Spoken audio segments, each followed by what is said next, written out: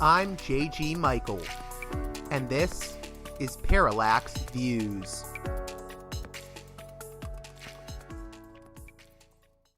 Hey there, Parallax Views listeners. On this edition of the program, we'll be taking a break from our coverage of the Iran War to talk with Garvan Rushe of Dublin Tour Guide. He gives private tours of the city of Dublin in Ireland, and we're going to be talking about how he approaches being a tour guide. We're going to talk about the history of Dublin, which is extremely rich.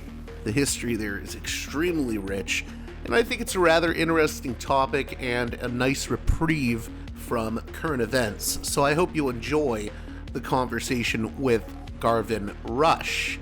Before we get to that, however, I need to remind you that this show is almost entirely listener-funded, with the exception of my one sponsor, the mighty Mike Swanson of Wall Street Windows. So if you can, please consider supporting me on Patreon at patreon.com/parallaxviews. One more time, that's patreon.com/parallaxviews. And check out my sponsor, Mike Swanson's website, wallstreetwindow.com. It's a great financial and trading newsletter. I've had listeners make a return on investment from Mike's trading tips, and I believe you can also get a free ebook if you sign up to the newsletter, The Twofold Formula, the single best trading pattern I've ever used, by Mike Swanson. So check it out at wallstreetwindow.com. And with that being said, let's get to the conversation with Garvan Rushe of Dublin Tour Guide.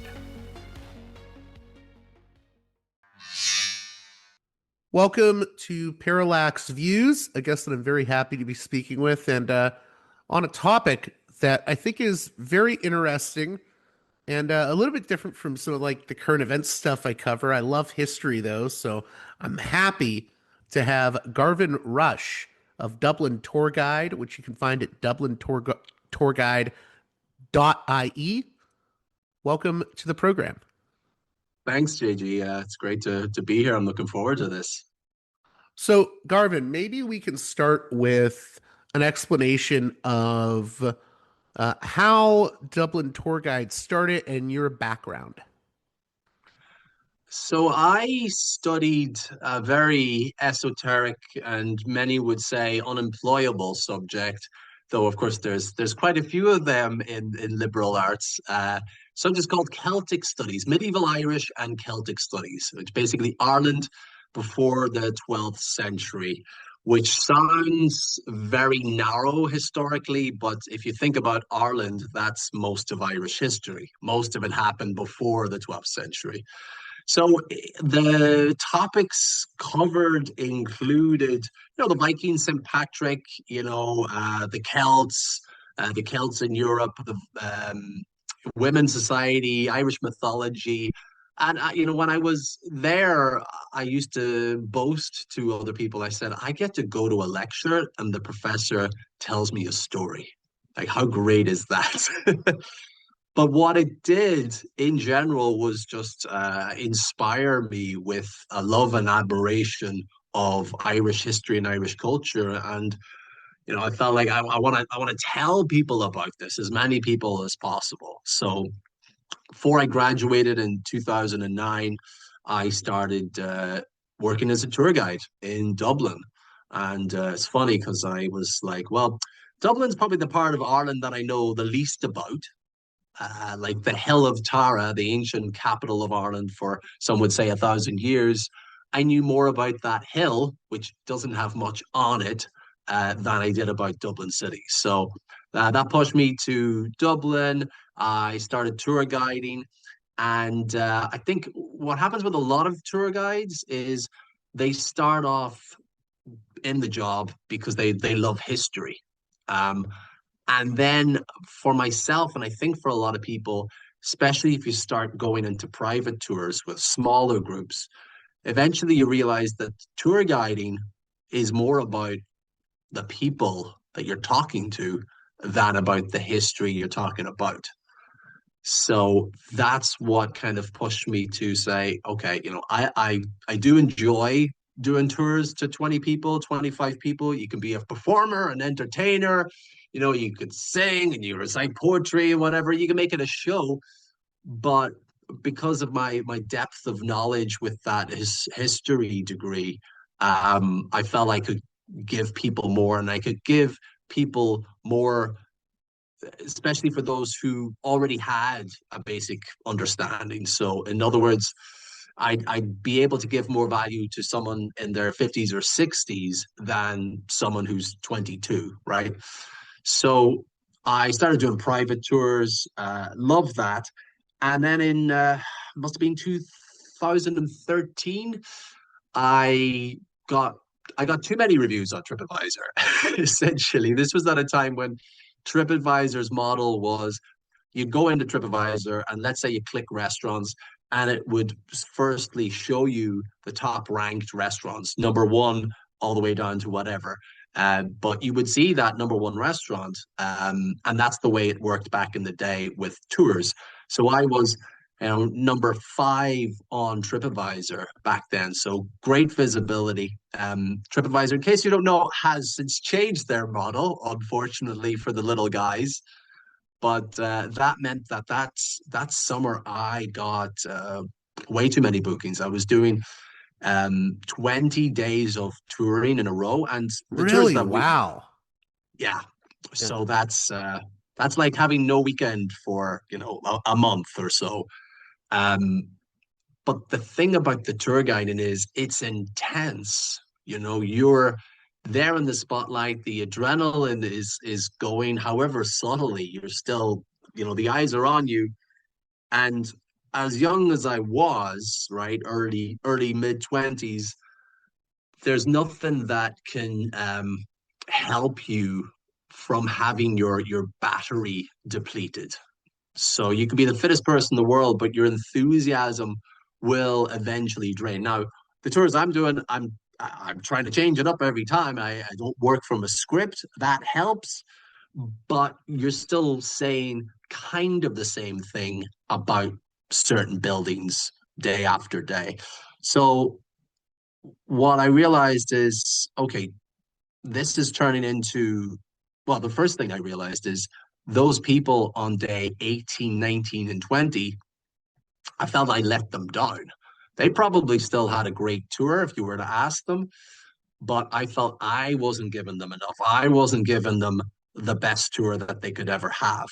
So, when you find a job like this that becomes your dream job, you realize, well, let's keep it that dream job. Let's not push it into sort of, modern times, Charlie Chaplin, that sort of conveyor belt sort of work, shall we say.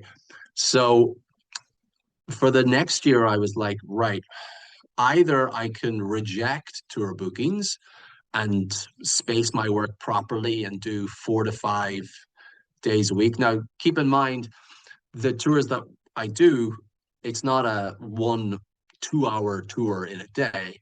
The shortest tour that we do is 3 hours. And in fact, I don't personally do the 3 hours because it's too short. I want to spend 5 hours with people to connect with them and get to know them and have a conversation. So we'll talk about that maybe later on. But I was doing, 2, 3 of these tours a day, so a 3 hour tour and a 5 hour tour, or 2 5 hour tours, or a 5 hour tour and then a pub tour for 4 hours. So it was good and fun. But yeah, it's tiring. So I asked myself, do I want to restrict the bookings? Do I want to continue like this, doing as many tours as possible and then dropping my standards? Or do I want to find other guides that have a similar outlook and ethos and mindset and qualifications? Basically, someone that's, I don't want to say a clone of me, but someone that has the same outlook and wants to do the same thing for the guests. There was something you said that caught my ear a little bit earlier. You said something along the lines of it's not just about the history. In some ways, it's more about the people you're telling the history to, or the people you're talking to. Can you explain what you meant by that? Maybe give an example make that sort of concretize that for my audience, what you mean by that. So there's a few things about that, a few aspects to it. One is that when you're doing a tour with three people, right, four people, you can properly chat to them, learn about where they're from, their backgrounds, their expertise, etc., and try to understand what they understand of the world. So obviously, if they're from Kansas and it's their first time in Europe and they're coming to Dublin, they're going to have a different experience than if they're from okay, I mean, anywhere else in the US, anywhere in the US, let's just say, just to be diplomatic. But they've been to Europe and Asia and Africa, and they're well traveled, right? And they've been retired for let's say 10 years, and they've done 40 cruises or something like that. They're far more aware of different histories, different architectures, and things like that. So there's an aspect to tweaking your conversation and your style to them. That's number one. And number two would be that, when I do these tours, I am sharing not just Dublin and not just Ireland with people. I'm sharing myself and my background, right? So we're having those conversations that you might, especially if you're a guy, you might not have those conversations ever with some of your good friends. Um, and then, we take a break several times depending on the length of the tour. So we'll take a coffee break, or we'll take a lunch break, or we'll take a beer break. And of course, if it's a pub crawl, it's just beer breaks, not much else. And I realized that, connecting with people and making people feel connected to Ireland through me elevates their experience of a place, in this case Dublin and Ireland. So when you're going to a place, you don't want to have a guide that tells you the information, as I would say, the Wikipedia information. In other words, here's the gist of why this building is important, or the architect, stuff like this. You want to talk about what it means to people if we're talking about a site, what it means to people, and what it means to me personally, as someone who was born in the late 80s, and then try to contrast that with people that were born in the 1950s or people 100 years ago, etc., etc., and how that changes. So you got there's it's multifactorial in terms of how you can connect with someone and how you can elevate their tour experience from just hey, we got a guide, he's going to tell us stuff, which, as we can see, there's a lot of apps and AI apps that are replacing that function of a tour guide. But the other functions, connecting with someone from a place and learning about the place from them, and feeling and connecting with a culture and a heritage through a guide or even just a local is what people are looking for, Well, I was even if they don't know what. no, no. I was just going to add to that. I was going to say I think having the right guide is very important because I think tourism often shapes how people understand uh, history when it comes to if you're an outsider going to Dublin, and you want a tour, that's going to shape how you understand the history. And if you don't have a good tour guide, that history may end up being distorted for you. Or if you're just getting like little bar trivia facts from a Wikipedia entry, you're not getting the full experience and full understanding and really the story. It's one thing to be told facts about Dublin. It's another to try to understand the story of this like city and its layered history. Yes, exactly. You're not looking at isolated snippets when you go from one site to another. There needs to be common threads that are weaved throughout the tour. And that includes, themes that might resurface. For example, when I talk about a theme, maybe I'm talking about, Catholics and Protestants over the last 500 years. and how that's changed in the last 100 years since independence. Obviously, you'll be talking about the British. You're talking about the poverty of the past versus today. You're talking about a country that had a very different language, right? The Irish language, which is farther away from English than Swedish is, all right? Um, to now a place where we get a good bit of business, or we have over the last 20 or 30 years gotten a lot of investment because we speak English. Since the Brexit, since Brexit was since the UK leaving the EU, more and more language schools, let's say, are coming to Ireland to learn English because they don't need a visa to come here because we're still in the EU. So it's interesting, historically Irish people may have cursed the English language because its success in Ireland was built on the corpse of the Irish language. And but now you Irish people who travel abroad know that having the English language is an asset. So it's interesting. You're trying to reconcile that as a proud Irish person, but also a practical modern person. I hope this isn't too odd of a question, but I mentioned that there's like layers of history when you talk about just the city of Dublin. What makes Dublin so uniquely layered? Because it's almost like peeling back an onion the more I read about it. Mm. Well, I mean, where can we start? I guess just because I mentioned architecture earlier on, Queen Victoria, whose period was the 1840s until about 1900, she loved coming to Dublin, apparently, because it reminded her of what London used to look like during her grandfather's time. So if you walk around Dublin, you'll see a lot of the buildings are from the 1700s. Whereas, and that's still the case today. Whereas if you go to London, most of the buildings are from the 1800s and 1900s. France, right, sorry, Paris, a beautiful city, but most of the buildings are from the 1850s onwards. So Dublin, you could say, looks older than London and Paris, right? Dublin has claimed to be, and this is what kind of all the tour guides in Dublin say, it was at one time the second city of the British Empire. There's several of the cities that have claimed that, but that was in the 1700s, and the end of the 1700s was kind of a heyday for Dublin, and then things go south. I mean, they're already not great, but at least if you're living in Dublin and you're Protestant, things are going pretty okay as far as they can go at the end of the 1700s.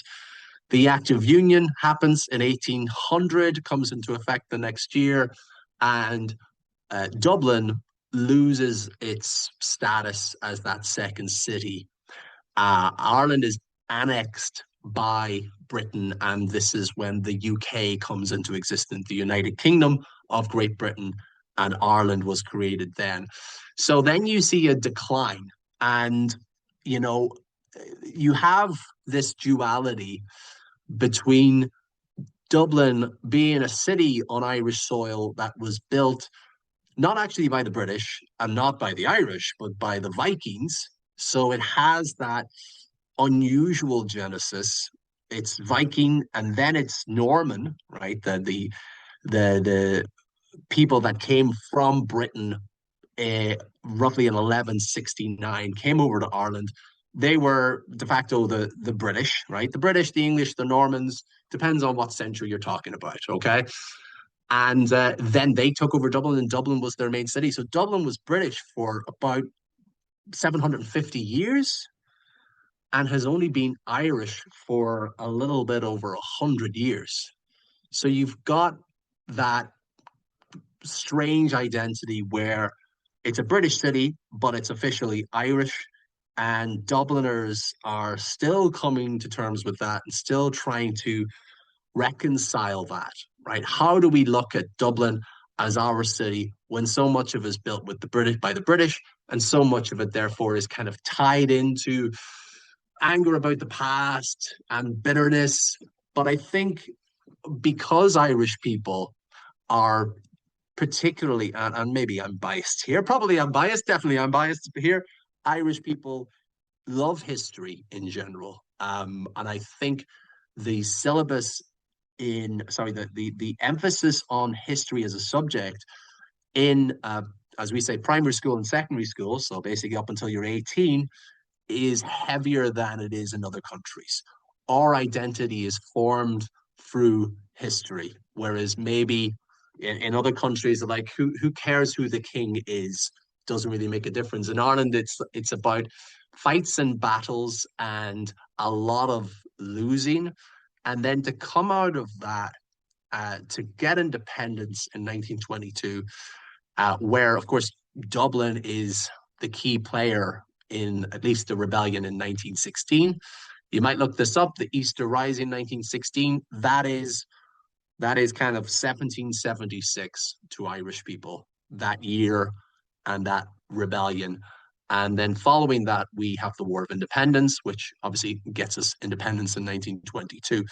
And then we've grown from there as a very poor country, as a place that was arguably the poorest country in Western Europe, to from the mid 90s having this unprecedented economic boom that has brought us, ahead of so many other European countries, never mind third world countries, because Ireland was, you could say, it was quite backward and restricted, and there was a lot of problems.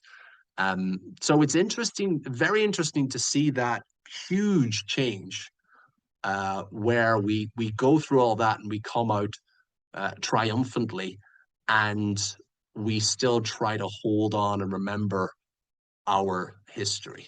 So you can tell there's plenty of stories, and I didn't even bother mentioning the writers. That's a whole other episode if we were to go into it.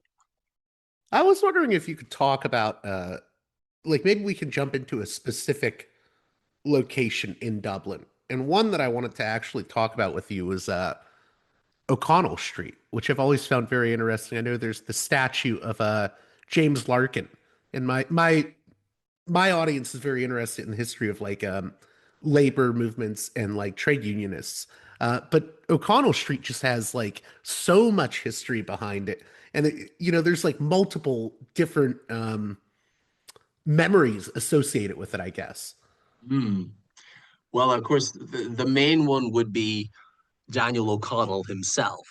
I mean, I think most people come to Dublin are like, oh, this O'Connell fella must have been pretty important. I've never heard about him before. I thought the main street in Dublin would be called St. Patrick's Street or something like that. But O'Connell, last year, 2025, we commemorated the 250th anniversary of his birth. And well, I can't say enough good things. It's difficult to say bad things about him. Great fella. Well, he was known as the Liberator, right? Yeah, yes. So I feel like you start talking about O'Connell, people might think you're exaggerating, but everything that's written down that we see seems to be like, oh my God, even when he's done bad, he's tried to make up for it. So Daniel O'Connell was educated in France, and he left escaping the bloodshed of the Reign of Terror. That turned him into a pacifist. So whatever he did for the rest of his life, he wanted to do it peacefully. And he was drawn into a duel reluctantly. And of course, back then, if someone challenged you to duel and you didn't go, people were like, "Oh, he's a coward. He's a coward." And apparently they talk about it for years and years and years. So he ends up in this duel.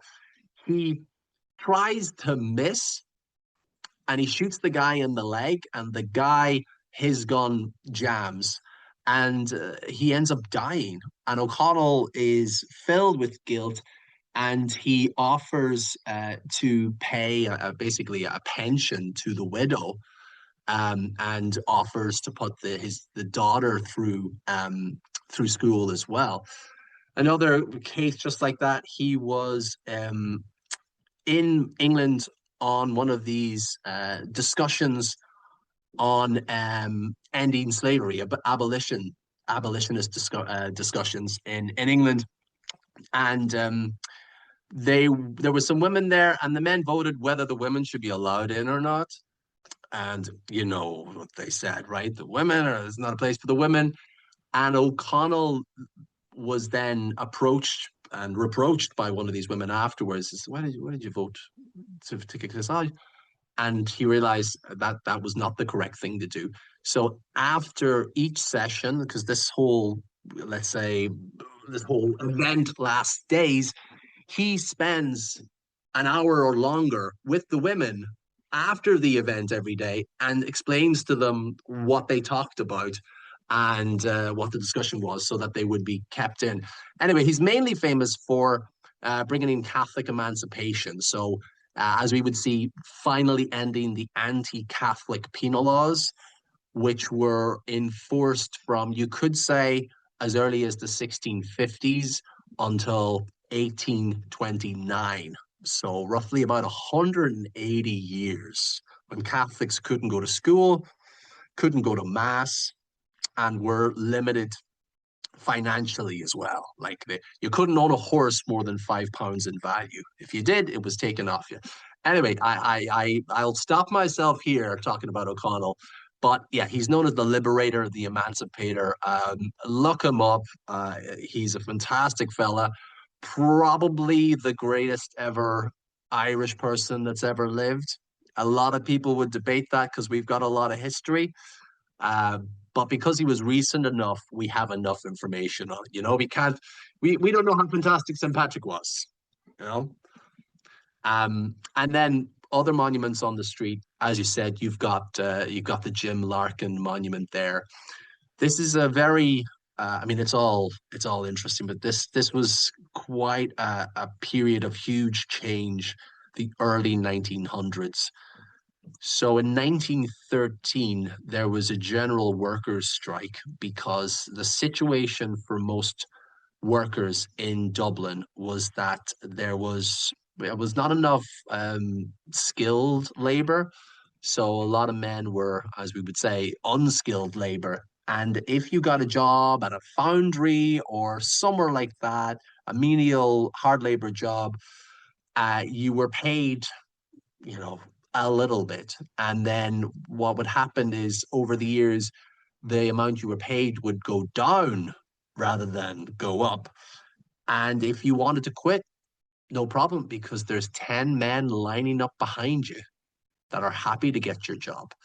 So the employers had too much of a grip on the livelihoods of these men and their families. I mean, imagine you're actually working and the life of your family is getting worse and worse. So something had to give, and eventually the strike involved, I think it was 20,000 workers, and normal strikes today, anyway, might last a few days, a week, right? Maybe 2 weeks. This one lasted something like 8 months. This And is this is referred to as the Dublin lockout, right? that's right, Okay. lockout. Yes, yeah, correct. Well done. And they lost. They went back to work, right? They were supported by the trade unions in England for a little while, but they eventually had to go back to work. So it failed. And you'll see this in Irish history. Things change not because of we tried something and we succeeded, but we tried something, we failed, and then we tried again and it worked. So a few years later, the law was changed whereby, I mean, a few things happened, but I think one of them was that you, as a company, could not fire a man if he joined a trade union. So they made that law. That brought in the trade unions, which saved so many working men from destitution and reduced the poverty in Dublin incredibly. Because even Dublin was probably the poorest place in Ireland in terms of how many poor people there were. So that was a great step in the direction of bringing bringing Ireland up from the poverty line. And there was, influence around the world.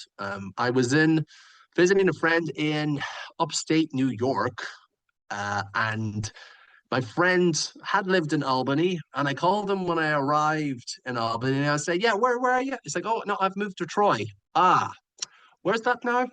I presume you're not talking about Western Turkey. No, no, the not the original Troy.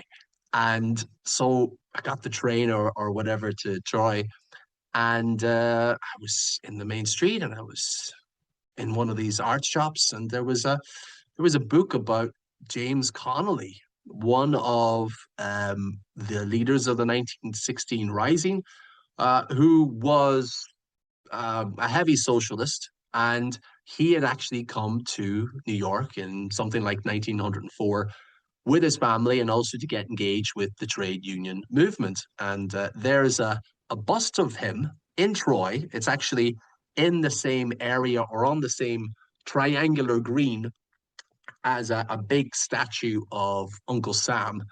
And the contrast, the juxtaposition of the two is it's quite striking because Uncle Sam is there. Now he's not colored in, but he's in a metal. I don't know if it's, as you would say, aluminum, or as I would say, aluminium.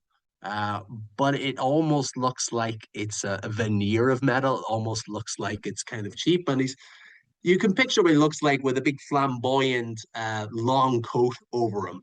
Um, and then behind him, kind of out of the way, is this somber bronze bust of James Connolly's face. Um, and yeah, it's just interesting, the commemoration. And if you go to Dublin, you'll see those sorts of statues that have this humility to them.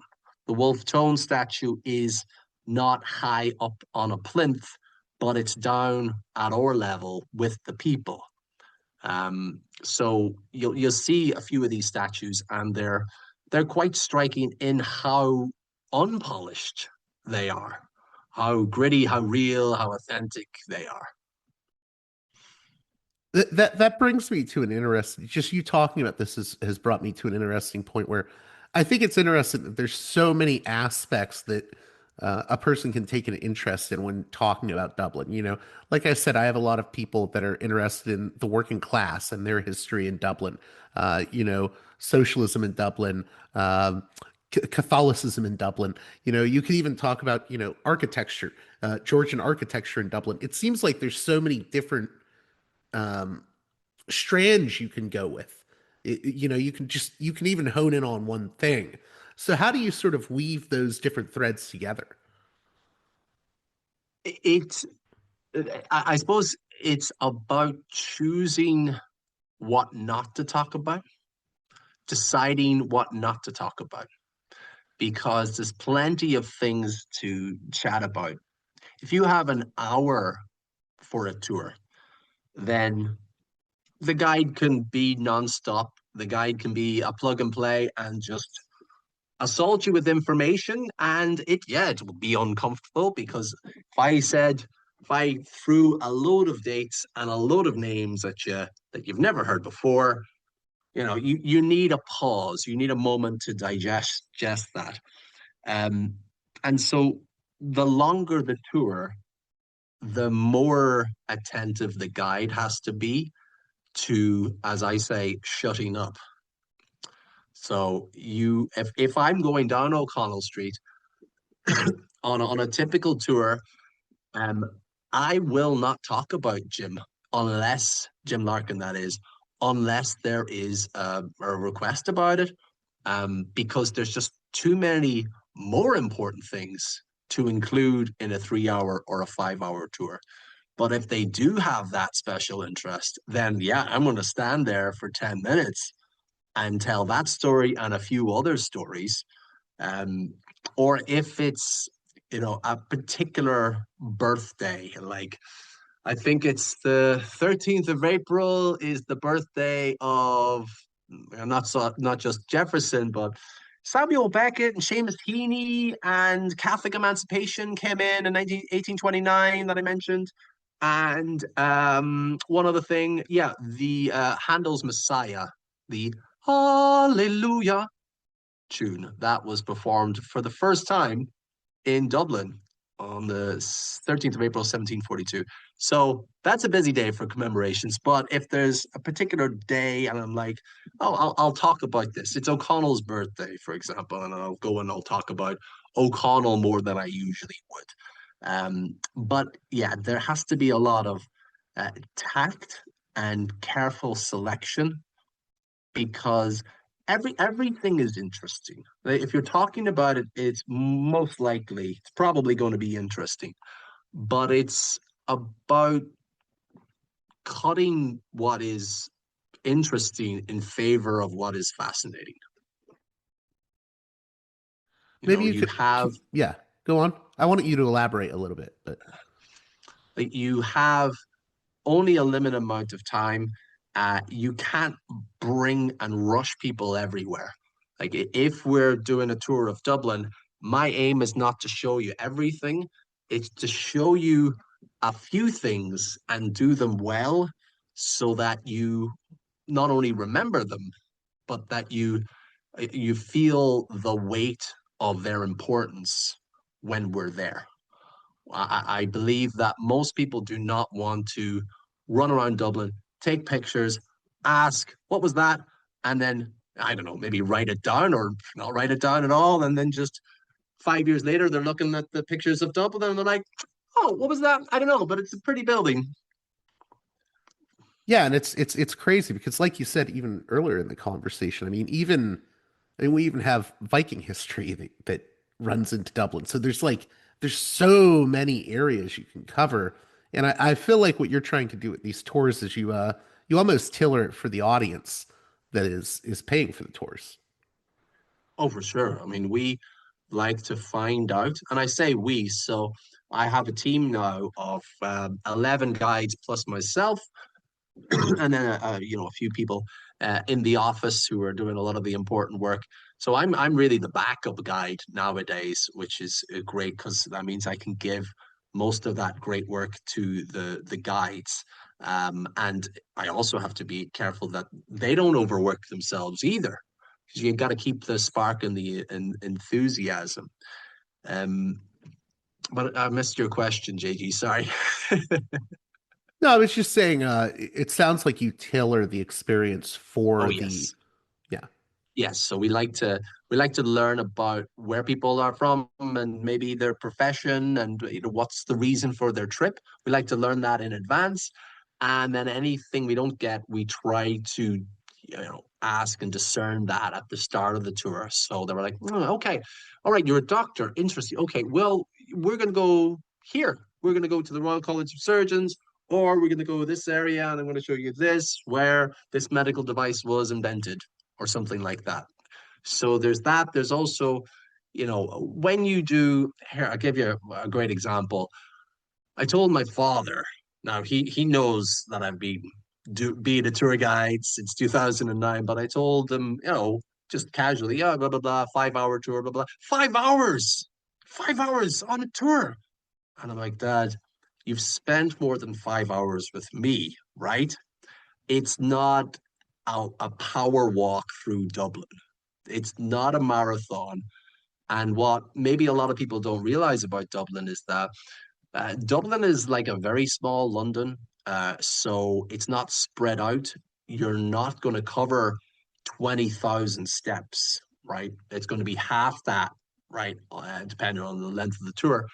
But everything's kind of compact. And it's 5 hours with a guide slash a local where it's paced for you. So people come to us and they say, I'm no good at walking, or I have knee problems or back problems.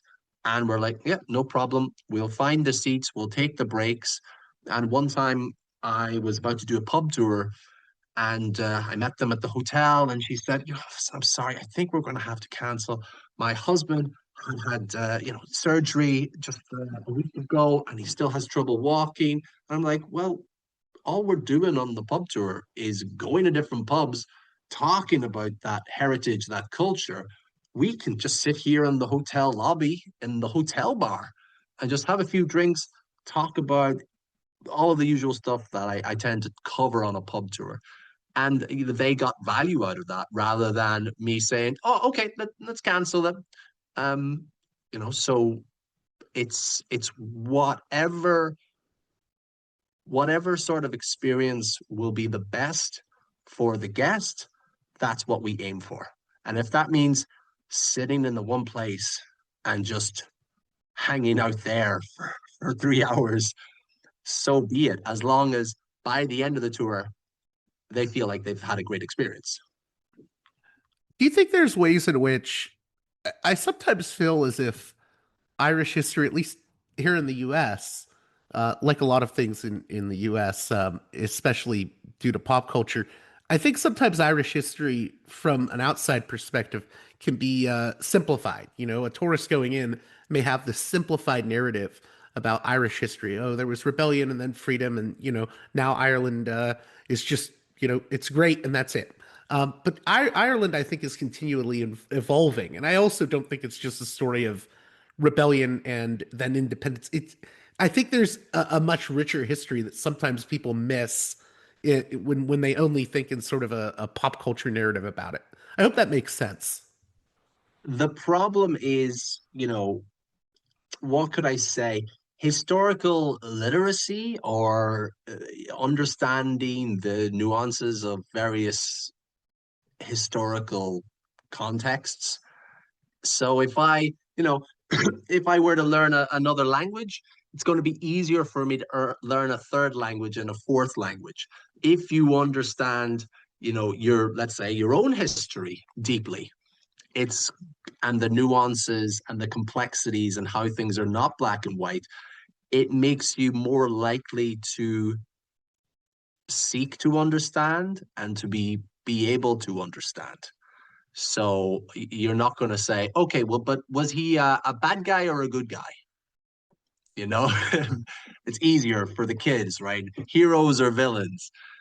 So Irish history is fascinatingly complex to Irish people who, as I mentioned, right, my view of history is that I was alive 100 years ago. That's that is recent. Whereas in history, sorry, in university, a lot of what we were talking about was 200 BC, 500 BC. Newgrange, which is not as famous as it should be, but it's this site. You know about it, Gigi? It's this site northwest of Dublin, about 50 miles, 70 kilometers north, 80 kilometers northwest of Dublin, called Newgrange. That's one word, and it is a passage tomb that aligns with the winter solstice. So when the sun rises on the 21st of December, it shines in through the entrance, goes about maybe 20 meters deep, and lights up the inner chamber. The idea being is that it brings the ancestors back whence they came, right back to the sky, and it was built not 3,000 years ago, but in 3,200 BC, so 5,200 years ago, 1,000 years before Stonehenge, and even 500 years before those triangle things in the desert. So uh, there's that space of history as well. So if you go to somewhere magnificent like the National Museum of Archaeology and History in Dublin, uh, you're blown away by those years and those dates. There's apparently objects in there going back 9,000 years, which is kind of still baffling for me. And you just have to do a little bit at a time. So if you do come to Dublin, please go to the National Museum. It is, as I would say, like the best thing to do in Dublin, at least if you're a tourist interested in history. And just go to two exhibitions, do them, and then maybe explore the rest. But just do these and then see how you feel and maybe leave. These two exhibitions are called Kingship and Sacrifice. and the other one is called the Treasury. So in there, in those two exhibitions, uh, that'll that'll do you. That's a good dose, right? Um, but yes, so we have this great familiarity with our own history, and if you're someone that's interested in history, then you're gonna find out those details when you go to other countries, and you kind of learn about it. So, if I go somewhere in Europe, I'm like, okay, 1500s. Okay, we talking the start of the 1500s or the end of the 1500s, or early 1300s. Okay, what's happening? Well, 14, 13, 15. It's a European wide winter, right? There's terrible harvests throughout Europe. And then 1340s, you start to get at the end of that the Black Death and blah blah blah blah blah blah. And what does that lead to? Well, a lot of people dying, but then afterwards people get richer because there's no longer seven sons, there's just the one, and he owns all the land now. And they say that that may have precipitated the growth of urban living in Europe, which led to a mercantile class, which then led to, as we say, the Renaissance, as you say, the Renaissance. It's a French word, so I think it should be Renaissance. Well, I But I'll wanted agree with you to. on the spellings of things. I I don't wanted think it should be color. I think it should be color. I think it should be ended in OR. Okay, I'll give you some credit there. I wanted to ask, how do you see the history of Dublin's past connecting to the present? Because I think it's an ever-changing city along with Ireland itself. Well, let's give me a bit more specifics. I just meant the ways in which I've heard you talk about this before, how, even today the culture is changing. The politics changes, the cultural beliefs. It's an ever evolving sort of city. Mhm. And so, how do we, if I can use the word again, reconcile uh, being a modern Irish person with understanding the history, or is your question more about kind of reinterpreting history and how that changes over time? Yeah, that's sort of where I'm going with it and wanting to know like how the past informs the present in terms of uh, collective identity and even collective memory, if that's a good way of putting it. Yeah, well, I'll give you an example. So in St. Stephen's Green, the most popular park and probably the most popular part of Dublin for a lot of Dubliners, there's this monument that was built by the British to commemorate those who died in a British Army uniform in South Africa fighting against other European settlers there, the Boers, the Dutch. That's Boer. And when this was put up, it was obviously, marketing, branding for the British Empire. And it was nicknamed by Irish nationalists the Traitor's Gate, which is fantastic because it's an arch, right? It's the main entrance to St. Stephen's Green. So you notice it, and you know, considering men, looking back at history and considering men that went and fought for the British as all being traitors is a very black and white way to see the world. And in the First World War, uh, Ireland was in a bit of a pickle because before the war broke out, the British had basically promised us that home rule, that is, a parliament in Dublin where Irish politicians could run Irish affairs for the first time since the year 1800, that would come into effect in 1914. And then the war kicked off. And then the British were like, oh, sorry about this, Paddy. We've got a spot of bother, yeah, and we'll deal with that. And then when we're finished, we'll do what was it again? What did you want? So the Irish politicians, the Irish nationalist politicians, were trying to think, okay, what can we do here? Do we wait for the British to end the war and then hope that they honor their promise? Or do we help them end the war? Because if we do, then they'll acknowledge, they can't help but acknowledge the sacrifice of Irishmen. So about 100,000 Irishmen joined the British Army under the call of the Irish Parliamentary Party to, well, basically, it was your first duty as an Irishman is to play your part in ending this war. So to imagine them looking at themselves in their Dublin home as an 18-year-old, donning the British uniform, looking in that full-length mirror and spitting on the mirror because they've seen their 8-year-old or 10-year-old self is ashamed of them for joining the British. But they probably have to scream to themselves that they're doing this for Ireland. They're doing this for Ireland. And they go off and, they die on foreign lands for the British Empire. And you look into this period, it's fascinating. A lot of great quotes. There was a lot of people that said, don't go and fight for the British. Too many Irish people have died because of the British. One great quote is mothers of women of Ireland, it is your sons, husbands, and brothers whose corpses will pave the way to victory for an empire that despises you. So there's a good few debates going on. And then, end of 1915, the war's not over. Another Irish nationalist contingent decides to plan a rebellion. That becomes the 1916 Easter Rising. That's what changes Irish history. Following that, we have the leaders that were shot. The martyrs became these heroes.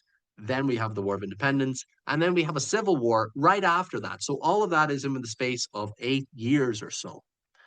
And so if you're in Ireland in the 1930s or 40s or 50s or 60s or 70s or 80s, let's say, and you're looking back on the brave men and women who brought Ireland independence, you ignore those 100,000 or so who went off to fight for Britain in order to fight for Ireland. So obviously in 2015, that was I beg your pardon, in 2014, that was the start of that was the commemoration, 100 years since the breakout of World War I. And we were revisiting this period and looking back at, your family, if they had a great grand uncle or great grandfather who fought in the war, and take that image that should have been on the mantelpiece all those decades ago and put it there finally, because he deserves honor. He is not fit for disgrace. So you could see that even just, within the last 10 to 20 years, people are looking back and remembering them and then asking themselves, okay, I guess we shouldn't call it the Traitors' Gate anymore. And for the most part, people call it what it's officially been called, the Fusiliers Arch, the Royal Dublin Fusiliers. So the Fusiliers Arch. So that's something that, even Ireland with its long history, you can change your opinion. You can change the general consensus about what happened in a particular period of time and how we should remember that. Right. So it's all a case, I suppose, of having an opportunity, in this case, a centenary for remembrance.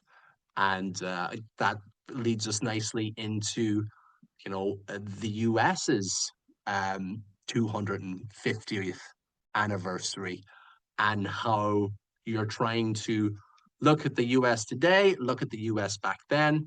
And I would say, you could say a few things, but one thing would be, remember, those are very different countries. And there's been a few countries in between the first country, shall we say, and the current country. And we don't know how people thought back then, right? I sometimes say to people, if you were to judge everyone by today's standards, everyone would be a homophobe, a sexist, and just not a nice person at all, right? So, anyway, I Well, that digress. that was actually I actually wanted to ask, and maybe I could have asked this more directly, but so for instance, one of the I'm Catholic, so I'm interested in the sort of role of Catholicism in Ireland, and it's an interesting country because it's it's known for being deeply Catholic, but it's also a very secular country more and more in modern Ireland. So what is the role of I guess something like Catholicism and religion in the history of Ireland? And in how people understand themselves.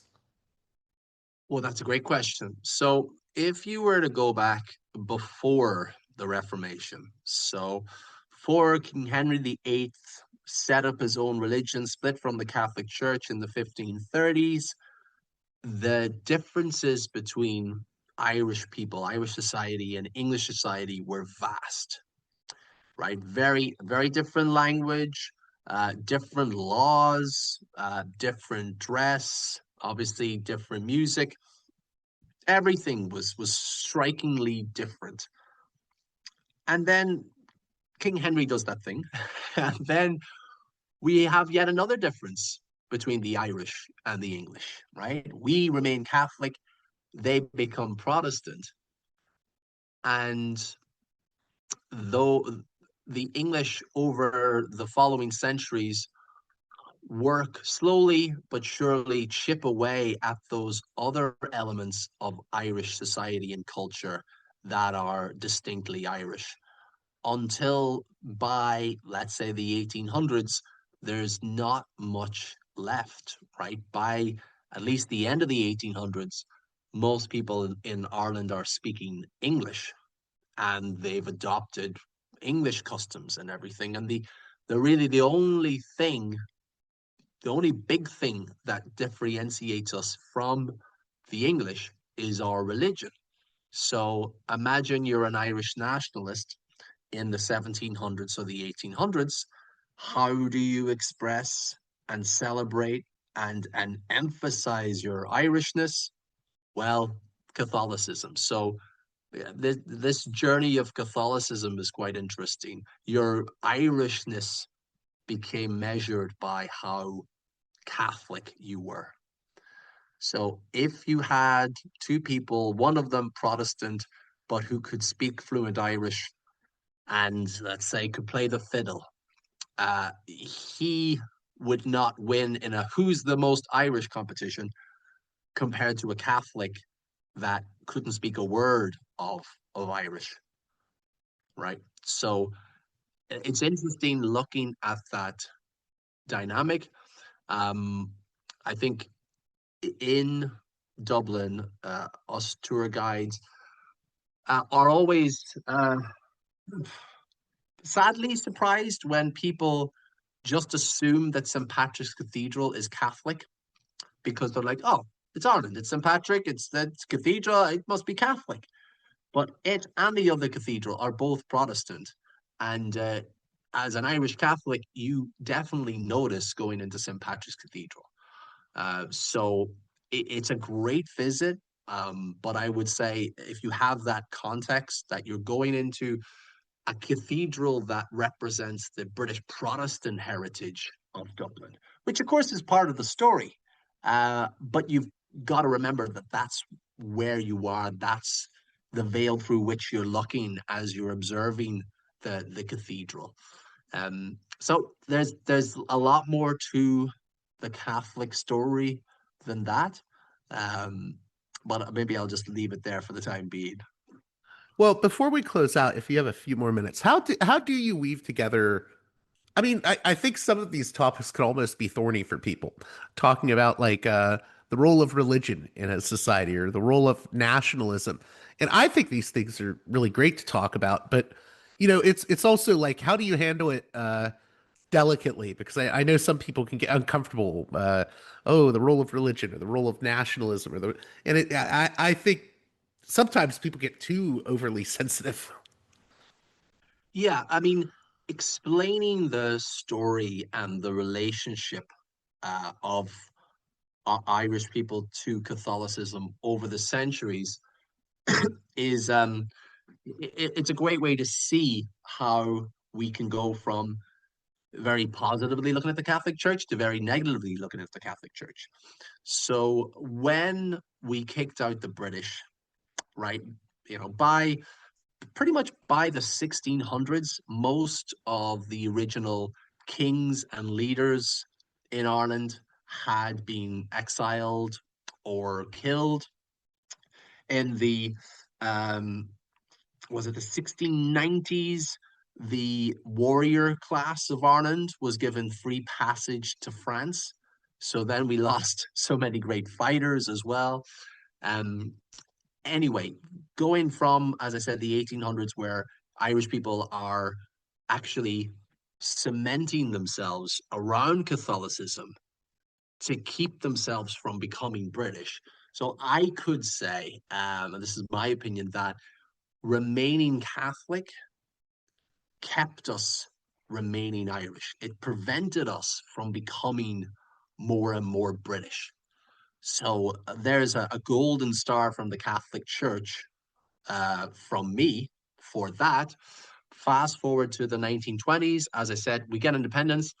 We, as I said, we don't have any natural or original leaders, but we do have these Catholic leaders. We do have priests and bishops, right? And they, are even in the 1800s the natural leaders for the Catholic community.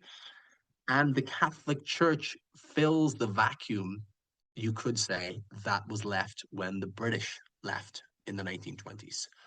So some people will look back on this and see that, or say that we were fighting for Irish independence so that Ireland could be ruled by Irish people, but it was the Catholic Church that ended up ruling Ireland. And if you just read about Ireland in, let's say, the 1950s, you can see that the Catholic Church has absolute control. Okay, maybe that's a bit too extreme a word, but there's an incredible amount of control. You would follow a priest or listen to a priest versus the Prime Minister, the Taoiseach of Ireland. That's where your loyalties lie. So Catholic Church had a huge amount of power. It, of course, abused that power. Um, there's a lot of recent movies that have come out that focus on one or more aspects of that. The Magdalene laundries were unwed mothers, girls who were 16, 17, 18, put in there and pretty much not let out, right? Not paid. So this is a very sad chapter. And in the 1990s, the sexual abuse scandals surfaced. And that was also at the same time when Ireland is becoming more economically stable and people that are getting out of poverty and, kind of huge middle class population. So people see this as an opportunity to finally get rid of the Catholic Church. So through the modernization and the economic success of the last 20 years, Ireland has, and Irish people have taken that opportunity to get rid of religion in general. So it's not a case where, oh, Catholic Church has abused the power. Let's go to the Presbyterian Church. No, no. I think for a lot of people, there's too much history there. Presbyterian, other Protestant churches, no. So I say they've thrown the baby Jesus out with the bathwater. Personally, I still go to mass as Well, I often was gonna as say there's some still a days. lot of there's like cultural Catholicism in some ways, right?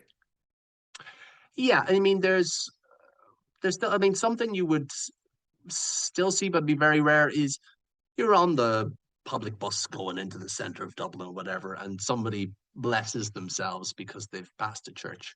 But you see that less and less, than that is really strictly on the older generation. Um, and even then it's becoming lost. So people's retreat from the Catholic Church has been across the board demographically. So from the young even up to the old, people are kind of leaving the churches. So um, it's an unusual situation. I'll give you an example. The university that I went to had its genesis as a priest factory, as a seminary. And for about 50 or so years, so from 1870 until 1920, it was the biggest seminary in the world. So we were exporting priests around the world. And now in Ireland, we have a problem with people joining, or obviously men, it's still the Catholic Church, joining the priesthood. And we've had to import them in here from other countries, which is quite interesting. Um, so you see the change where people most okay, I won't say most, but some people in Ireland will look at the Catholic Church with anger because of how they abused their power in the 20th century. Because that's the most recent memory we have. They don't think about how it saved a lot of Irish people in various ways over the previous centuries. We're not even going to get into the theological aspect of it. But I'm reminded of kind of the recent Viking ophilia that we see, right? Even in Ireland, we have these centers or we have these events that commemorate Viking battles or Viking heritage. And it's funny because it's like I'm thinking, Vikings, they they weren't really very friendly to us, but it was longer ago than the English, so we probably like them more than the English. So I guess they're not that bad. There's that kind of that's the way historical memory works. But if you look up some history and some accounts, there's some real nasty stuff. But of course, everybody, no matter where they're from, no matter who they are, can be a villain. Right. If No, if I use well, a I nice think word. that's what's interesting is because you have these different elements of history, and it's often not as easy as, uh, oh, there's just a good guy and a bad guy. Like you said, the Catholic Church has done good for Ireland and also done bad at different times. I mean, I mean, that's what I love about history is I think once you get a bigger picture, you see the sort of humanity of a culture, in its fullness and richness. And to go from a place where, let's just say, the 1950s, arguably Ireland is the most devout, devout Catholic country in the world. Some would joke more than the Vatican, to a place that has seen the biggest retreat from Catholicism over the last 20 to 30 years. So just remarkable changes. You think of an old country like Ireland, an old people like Ireland, and you think things are stable or that everything important that happened long ago. But things are still changing. And in what in 1993, the law was changed to no longer make it illegal to be homosexual in Ireland, right? So that gives you a good glimpse into, let's say, the 1980s. I sometimes say that Ireland in the 1980s, socially and in that respect, was a bit like America in the 1950s because we didn't have the 1960s. We didn't have all of those social changes. So there was a lot of catching up for Ireland to do when by the time the 90s came. And in 2015, we had a referendum on gay marriage, which passed quite successfully. And across the board, all age groups voted. It wasn't a clean split where all the young people are voting for gay marriage and all the old people are saying, no, it's wrong. There was kind of more consensus. So this is, back in 2015, Irish society was more cohesive than it is now. So again, maybe we're 20, 30 years behind America in that respect. Last thing here, is there a moment on a tour that really stuck with you, or an experience um, with Dublin tour guide that really sticks out to you, or is there any like lesser known Dublin story you love telling people? Oh well, there's a few things I'm hearing you ask me there. Well, just one quick one was that um, I was for a while, still today, like, but for a while I was listening to a lot of the band Bad Company, and I was really hooked on this one song, Shooting Star. And eventually on all the tours, pretty much, I just start talking about music. I love my classic rock and my heavy metal. And I told the guy, I said, this is it's my favorite song at the moment. I know this is I'm loving this song. And he says, no, no way.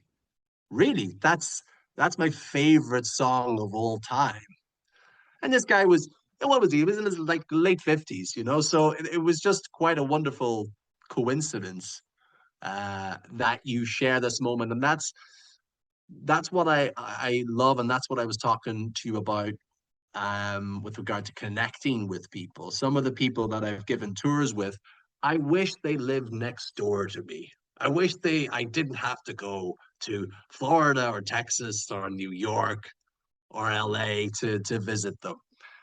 So it's those bits of connection that you make that are quite strong and lovely. And then your second question was about talking about a piece of Dublin heritage or history or a little story there. Yeah, yeah. Or is there anything that you think maybe people overlook about Dublin history that you always like to tell during a tour? Well, I mean, it's There's probably a a, million answers to that a one. lot of that. That's the main. That's the whole tour. That's kind of all I like to talk about because I want to focus. If I'm talking about a site, I'm not telling people everything I know about it. I'm like, okay, let me choose three things. Let me choose three important things so that they'll remember it. If I tell them seven things, they'll remember four things, maybe three things. If I tell them just three things, they might remember all three of them.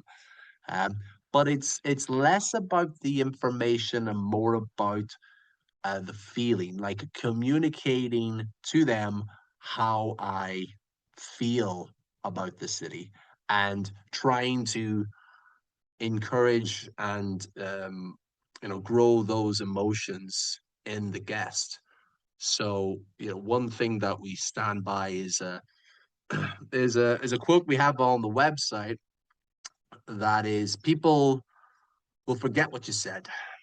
Uh, they'll they'll forget, the dates, they'll forget all this stuff, but they'll never forget how you made them feel. So we want people when they're thinking back about their trip to Dublin or Ireland, that they remember the feeling, that they remember that rather than all the specifics. Because who's going to remember all the specifics? Only my wife. Her memory is too good, unfortunately for me. I don't win any arguments, but I think that's all husbands. Well, I think that's a great note to end on. And people can visit your website at dublintourguide.ie. Anything else you want to plug here, real quickly, or what do you hope my listeners get out of this conversation? And I mean, what can they expect from Dublin Tour Guide in the future? I mean, give your Well, I, sell I here. could say a few things about what we offer, but in general, when you're visiting a city, look up private guides. If you haven't done a private tour before, if you have a good guide, you don't know what you're missing because you're able to ask those questions. You're able to be flexible. You're able to set your own rules and you'll get more value out of it. Of course, you can get bad private guides. So there's a few platforms out there that promote private guides.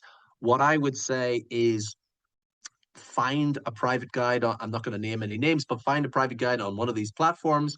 maybe go and Google them to see if they have their own company, right? See if they have their own website, and book it through them to support the local Berlin or Paris guide, because they've started up their own business to do what they love, and we want to keep it a job that they love.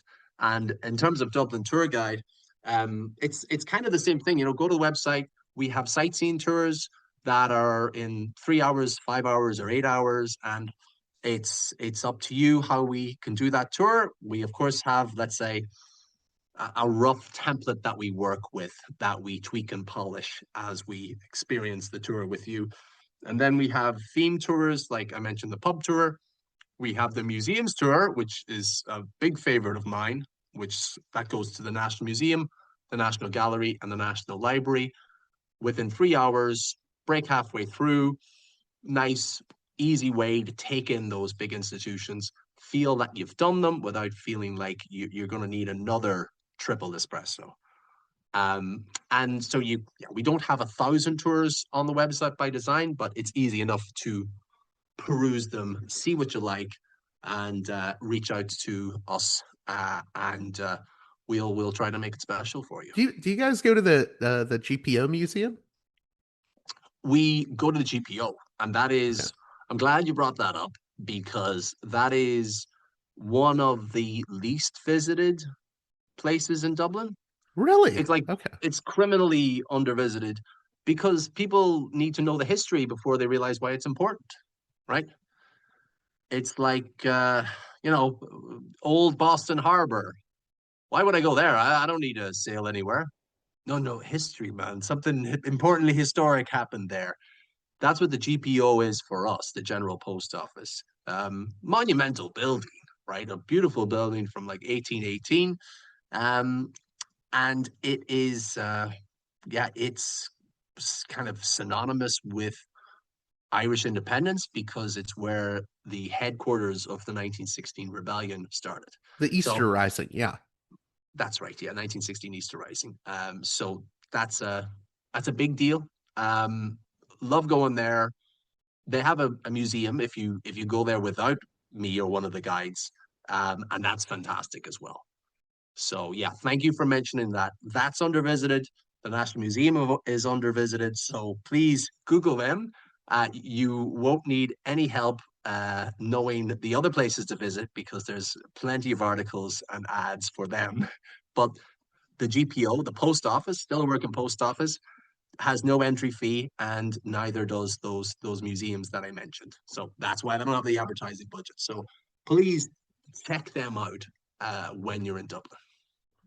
Thank you again, Garvan Rushe, for coming on Parallax Views. Thanks, JG. It's been fantastic.